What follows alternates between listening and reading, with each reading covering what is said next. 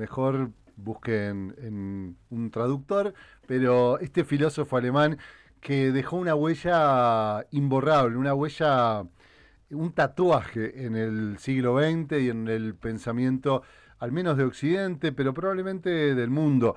Fue de los que más sacudieron nuestra interpretación del mundo, que cuestionaron los principios morales en los que se basaba nuestra cultura, pero también los principios metafísicos, nuestra comprensión de la realidad, nuestra visión científica, etcétera.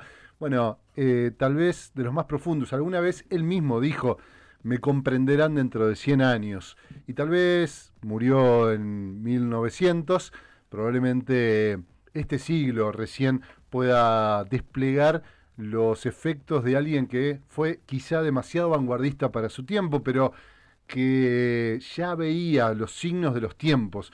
Tal vez de eso se trata también la filosofía, de percibir los signos intempestivos de los tiempos que develan otras modalidades del ser. Y bueno, ayer hablamos de la genealogía, esta metodología que tenía Nietzsche, si es que la podemos llamar así, este método de estudiar, de analizar, de evaluar y de sopesar la historia del pensamiento y la historia también de la historia humana, pero quiero aclarar esto porque es muy importante entender que el pensamiento de Nietzsche, en general la filosofía, pero en particular la de Nietzsche, eh, no puede entenderse como en un aspecto social, por ejemplo, o en un aspecto político, o en un aspecto científico, en un aspecto natural, biológico. Todo eso va unido. Lo que buscaba Nietzsche como esos tantos, tal vez pocos, pero muchos, filósofos de la naturaleza que no separaban la naturaleza humana del resto del universo, de la cosmología, del resto de la comprensión del mundo. Ahí intentaban buscar patrones que estuvieran involucrados en toda la realidad y no separado un mundo de otro. Precisamente se dedicó a criticar esa separación del mundo, esa trascendencia, ese mundo por encima que fue el mundo de las ideas, el mundo platónico. Ya nos vamos a meter con eso, pero decía, explicamos la genealogía, esta especie de arqueología de las palabras, de los conceptos y de las fuerzas que están involucradas en la historia, insisto, natural, biológica, psicológica y social, política. Hablamos del sentido. Decía que el sentido, y cuando queremos buscar el sentido de las cosas, tenemos que buscar qué fuerzas predominan, qué fuerzas dominan a las otras. Ahí es donde tenemos que encontrar, analizarlo en los términos que él proponía, que era buscar cómo se juega el diferencial entre las fuerzas activas y las fuerzas reactivas, tema sobre el que vamos a meternos hoy en un ratito nada más. Habló del valor, tal vez eso sea lo que Deleuze decía, el principal aporte de Nietzsche a la filosofía y al pensamiento, la idea de la genealogía, la idea de sentido y de valor. Ya vamos a ver también por qué.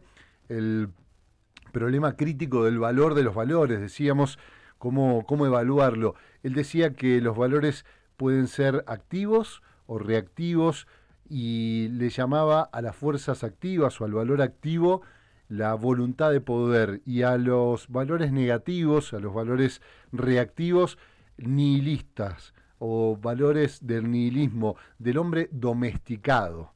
Y entre esas dos fuerzas no es que se ejerce una o la otra, siempre están ambas fuerzas, siempre están en pugna, siempre hay tensión entre las fuerzas activas y las fuerzas reactivas. Un ejemplo para que se entienda, la propia naturaleza. Decía Nietzsche que el espíritu tiene que copiar a la materia, la vida como fenómeno vital, como movimiento, como viento, como un huracán alegre.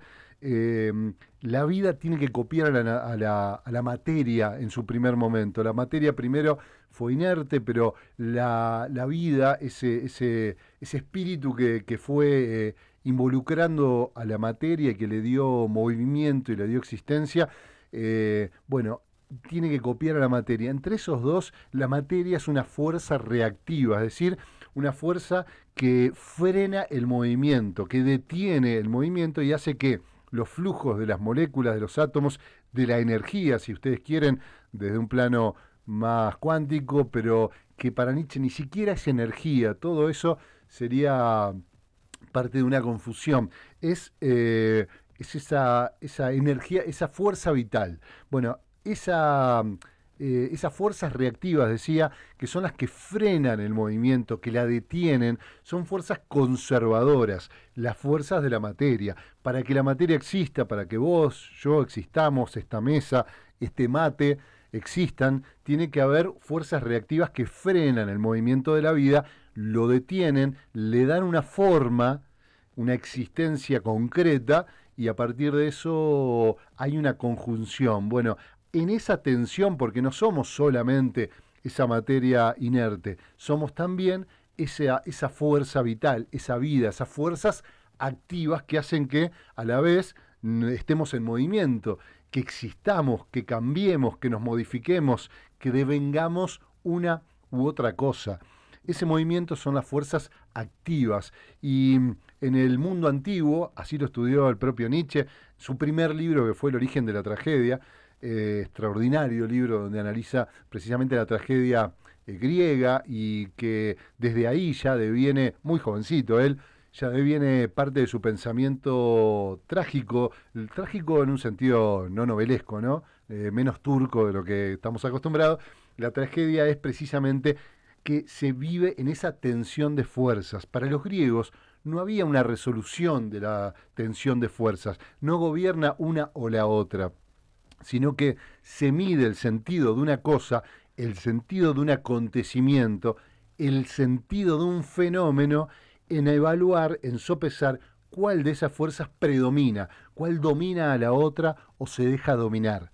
Y en ese sentido, decía Nietzsche, y es su principal objetivo, demostrar cómo nuestra cultura, nuestra civilización, hizo que predominan las fuerzas reactivas sobre las fuerzas activas, las fuerzas conservadoras, las fuerzas del detenimiento, las fuerzas de la razón o de las ideas trascendentes y abstractas que se imponen a la vida por encima del devenir, del movimiento, de la diversidad, de la multiplicidad. Se impuso lo uno sobre lo múltiple. Por eso Nietzsche critica de manera tan determinante la creación del concepto en Sócrates. El concepto en Sócrates es la separación de los mundos. Comienza nuestra civilización a la historia de este gran error de la metafísica. El mundo de las ideas de Platón, que todavía les aseguro, ustedes, nosotros, tenemos totalmente incorporado, después se unió a partir de la unión del Imperio Romano, que había plegado al Imperio griego o a la cultura griega, con el cristianismo triunfante, ¿no? Y por eso Platón le vino tan bien al cristianismo para poder asumir esa separación de los mundos. El mundo de las ideas, y ahora vamos a ver por qué, porque claro, dice Nietzsche, cuando Platón pregunta, cuando Sócrates pregunta en los diálogos, ya existe una trampa. Él pregunta por qué es lo bello, qué es la justicia. Y entonces ahí separa el mundo de la vida, que es plural y empírico, el mundo de la experiencia, que es diverso e irreductible a una sola unidad, a un solo patrón abstracto y mayoritario que juzgue la vida, y le impone un concepto. Entonces, cuando conversa Sócrates con los sofistas, les dice, bueno, ¿qué es la justicia? Y claro, los sofistas, como Hipias, por ejemplo, en uno de los diálogos, le dice, y me parece que lo bello, por ejemplo, en el diálogo de Hipias, lo bello es, bueno, este sujeto es bello, y aquello es bello, esta flor es bella, y la que está al lado es bella. Y Sócrates le dice, no, pero ¿qué es lo bello en sí? Estoy preguntando. Tiene que haber una forma de medir, de explicar qué es lo bello, el patrón abstracto, un axioma, separado del mundo de la vida, que esté en el mundo de las ideas y que juzgue este mundo y que diga si esto es bello y aquello no es bello. Bueno, esa trampa nos involucró en 2500 años de ese gran error. Dice Nietzsche, no se puede reducir la pluralidad del mundo. El mundo es multiplicidad y se ejerce, cada árbol no está medido por la potencia de su semilla, como decía Aristóteles, que la semilla tiene en potencia al árbol o el hombre tiene en potencia al hombre adulto con determinados patrones a lo que debería llegar. Y si no llega, entonces se desvió, se equivocó, no alcanzó su patrón. No, dice, hay una diversidad y una multiplicidad. Esas son las fuerzas activas, las fuerzas de la vida. Cuando se imponen las fuerzas reactivas, las de la adaptación, que Nietzsche evalúa en términos de lo apolíneo y lo dionisíaco. Apolo era el dios de la medida, del orden, eh, de, de lo que puede medirse y puede dársele forma, de la forma, ¿no? Bueno, y Dionisios era el dios del exceso, el dios de el movimiento, el dios de lo inmedible, el dios de el devenir.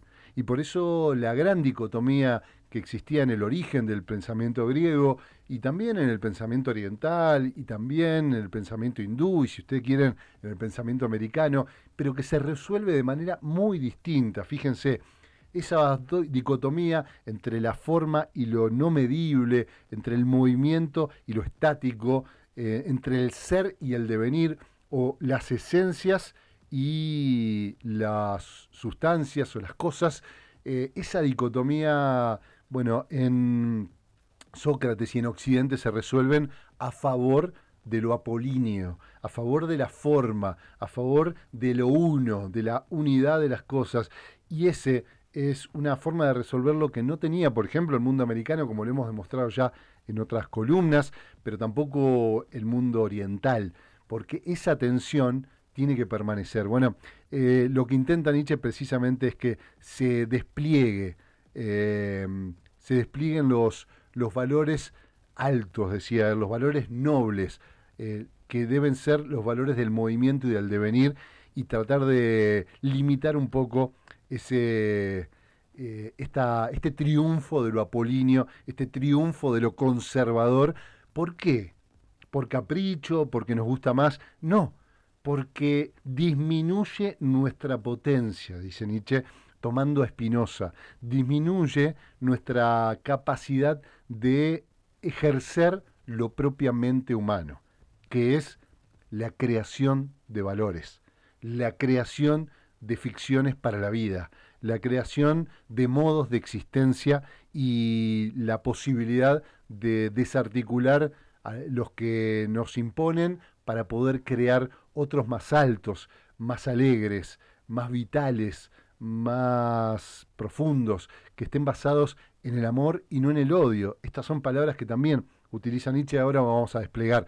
Nos quedan unos minutos antes de entrevistar a Diego Stulberg, pero quiero continuar con algunos, desplegar un poquito más de este pensamiento que yo lo estoy contando así, pero a mí me eriza la piel, porque hablar de Nietzsche, hablar de Deleuze es abrirse camino a un mundo desconocido y a la apertura a una sensación, como les decía ayer, en la cual uno parece sumergirse, a veces quedarse sin aire abajo del agua, pero sabiendo que cuando sale, sale renovado, sale como con una vitalidad distinta a la que teníamos. De verdad que ojalá puedan experimentar esta experiencia, la experiencia filosófica de descubrir una idea, de darnos cuenta de algo que nos tenía aprisionados, de poder revelarnos frente a un muro o a una estructura que sentíamos que era incómoda o que a veces ni siquiera lo sentíamos, pero que cuando la podemos ver empezamos a abrirnos la puerta y empezamos a ver el sol como simula la metáfora de la caverna de Platón, que en otro sentido puede ser muy atractiva, o como lo dice también la película Matrix, que toma aquella metáfora de la caverna de Platón en la República. Bueno, decía nuestra trampa platónica entonces es esa pregunta por el ser de las cosas y cómo plantea un problema y que fuerza determinadas respuestas. Ese tipo de pregunta, ¿qué es la cosa? ¿No? Y que propone otra, Deleuze con Nietzsche.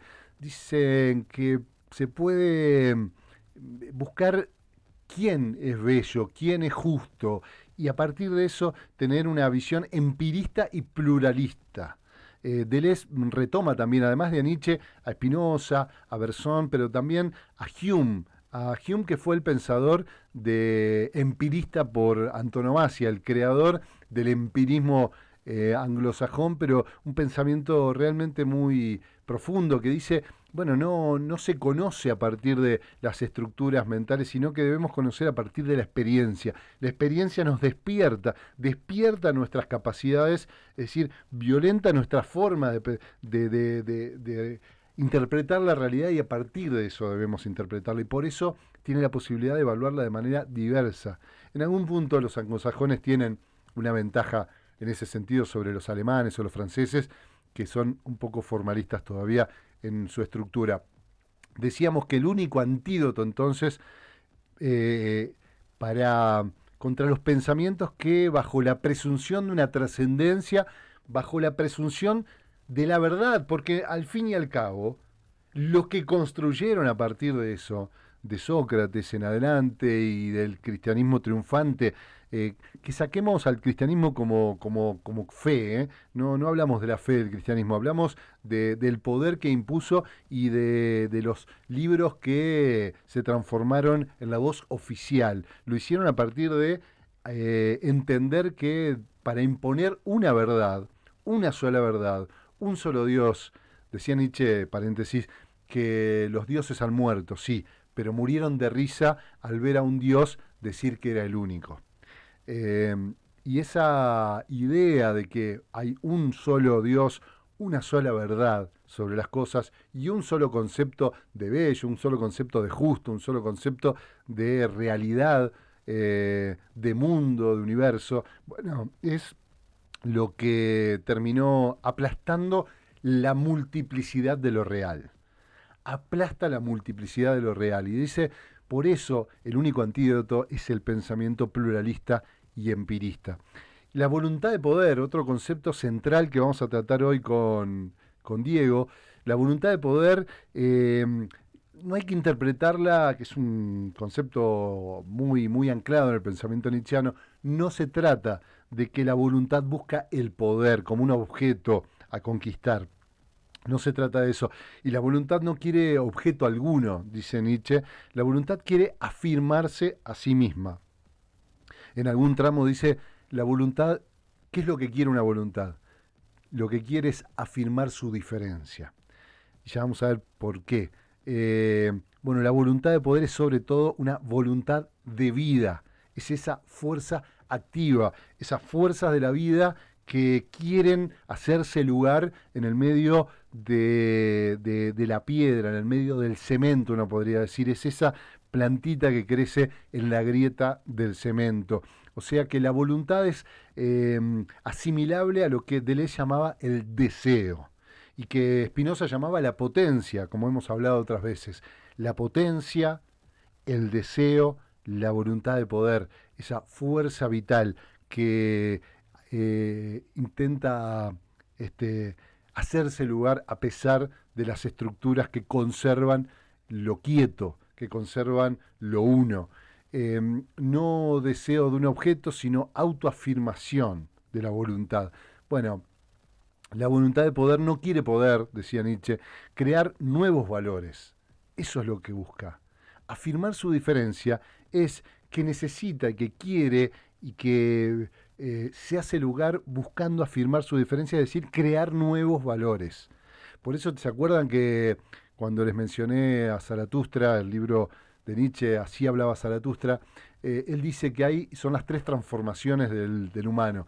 La transformación que pasa por el león, la primera es El camello. El camello es el que lleva tras de sí, que carga toda la historia, ¿no? Carga toda la historia, la herencia de la historia, de los conceptos. Es esa historia de Occidente, hace al menos de 2000 años, que se empezaba a desarmar con estos filósofos y en la modernidad, carga y carga y pone en su mochila todos esos conceptos como dándolos por ciertos. Pero viene el león, fíjense qué metáfora, ¿no? Viene el león viene a desgarrar, a destruir, a desarmar todo, a romper y a quebrar. Es esa parte del martillo como filosofía que viene a destruir. Y la tercera parte de la transformación es el niño o la niña. Es la inocencia de la niña que juega, dice Nietzsche. La niña que juega, recuperar la inocencia del juego. Eso es propiamente humano. Y la inocencia del juego es la inocencia de cuando podíamos crear valores, cuando podíamos crear nuestras maneras de interpretar el mundo y no y las que teníamos impuestas. Así que quédense tranquilos que el león es solo un pasaje para poder encontrar otro horizonte, otro objetivo.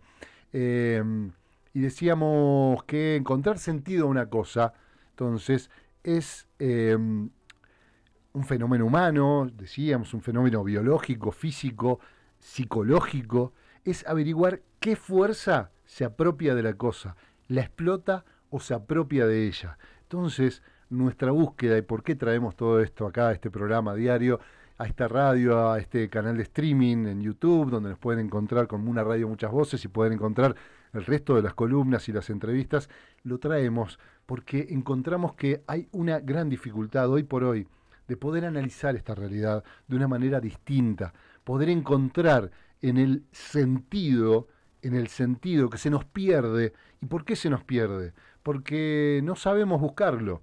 Decía Nietzsche, ¿cómo vamos a encontrarnos a nosotros mismos si nunca nos buscamos? Bueno, lo mismo pasa con el sentido. El sentido es poder ver en un fenómeno qué fuerzas están manifestándose y cuáles están dominando, las activas o las reactivas. En el caso de Milei, por ejemplo, y del anarcocapitalismo, ¿qué fuerzas se están ejerciendo?